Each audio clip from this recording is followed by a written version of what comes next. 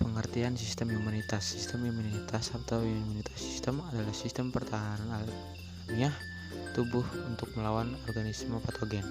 Organisme patogen yaitu organisme yang dapat menyebabkan penyakit pada manusia, cacing parasit, protozoa, fungi, bakteria, dan sistem imunitas terdiri atas satu sistem imunitas bawaan. Sistem imunitas non-spesifik merupakan lini pertahanan terhadap patogen. Jadi sistem imunitas bawaan adalah respons terbentuk cepat, respons selalu sama, tak bersifat spesifik antigen, pajaan atau ekspos berulang terhadap antigen yang sama, tak meningkatkan respon. Sistem imunitas bawaan terdiri atas komponen seluler yaitu fagosit dan komponen kimiawi yaitu komplement. Kedua, sistem imunitas aditif atau additive immune system.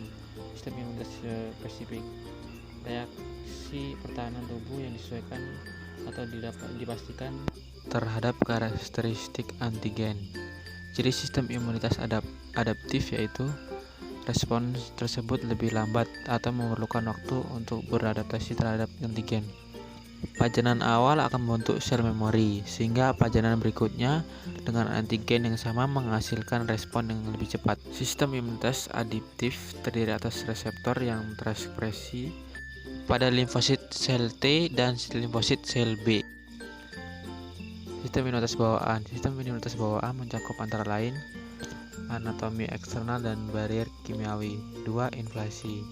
Anatomi eksternal dan barier kimiawi. Anatomi eksternal dan barier kimiawi berturut-turut mencakup kulit utuh, sekresi kelenjar keringat, sebasia dan air mata, selaput lendir atau mukosa, sekresi mukus, rambut getar atau silisia pada saluran pernapasan, bulu hidung, refleks batuk dan bersin, sekresi ludah, sekresi asam lambung, keasaman vagina.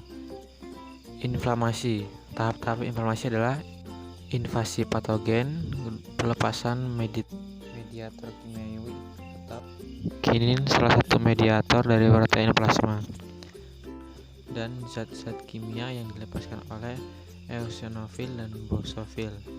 Vasodilatasi dan peningkatan permeabilitas dinding pembuluh darah di area invasi. Difusi protein dan cairan ke ruangan ekstrakurikular, pelepasan kemokin atau salah satu sitokin, menghasilkan migrasi dan eksudasi neutrofil dan monosit ke area inflamasi. Fagotasis dan nekrosis patogen oleh komplement pemulihan jaringan. Sistem imunitas adaptif. Sistem imunitas adaptif adalah sistem imunitas yang terekspresi pada reseptor limfosit sel T dan sel B. Komponen sistem imunitas adaptif. 1. Imunitas humoral. Imunitas remediasi sel. Imunitas humoral.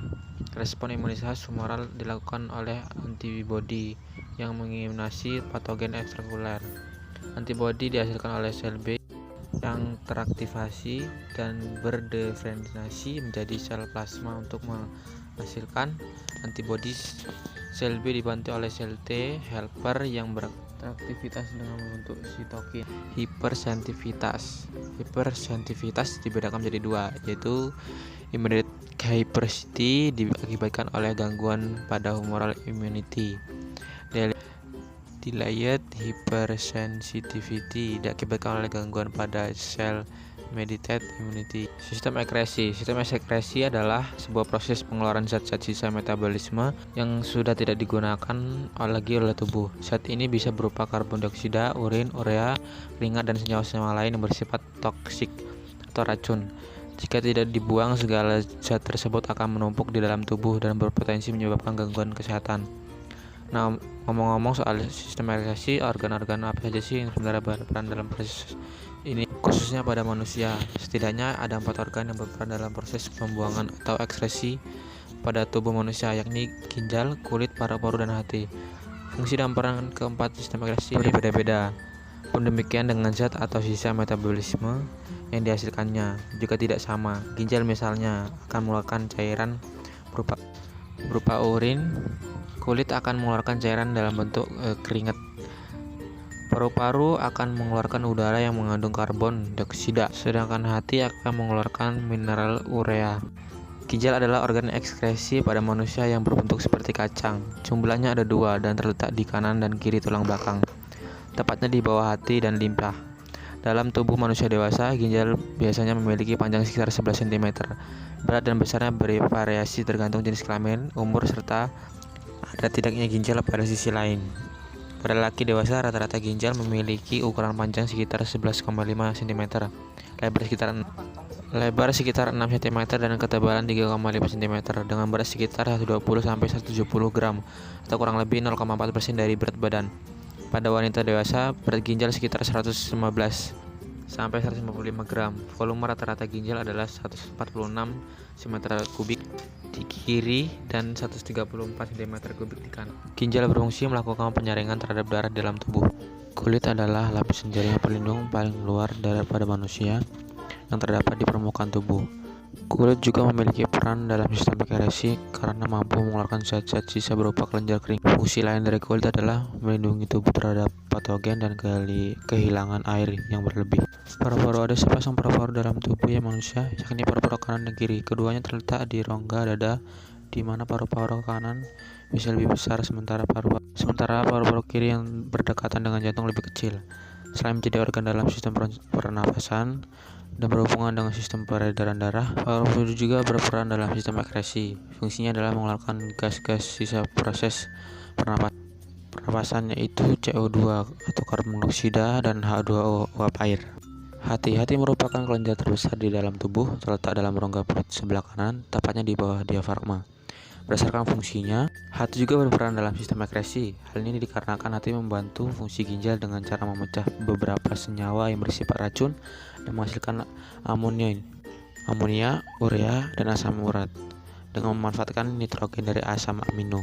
Proses pemecahan senyawa racun oleh hati disebut proses detoksifikasi. Selanjutnya itu respirasi. Pengertian pernapasan atau respirasi adalah satu proses mulai dari pengambilan oksigen, pengeluaran karbohidrat hingga penggunaan energi dalam tubuh. Manusia dalam bernapas menghirup oksigen dalam udara bebas dan membuang karbon dioksida ke lingkungan.